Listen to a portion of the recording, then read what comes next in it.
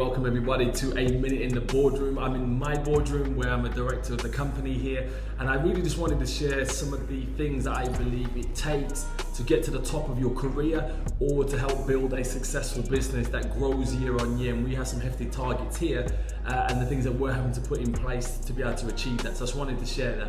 So one of the things I want to share today is don't quit. Don't quit. The reason I say that, I see too many people quitting when it gets tough. And it's actually, there are some great learnings that you can get when it gets tough that take you to the next level. But some of you are quitting far too soon. Listen, that doesn't mean that you're never gonna have that emotion. I have that emotion sometimes. I think, shucks, this is way too much. But that's when I've got to dig deep and say, you know what, I'm not gonna quit, I'm not gonna jump ship.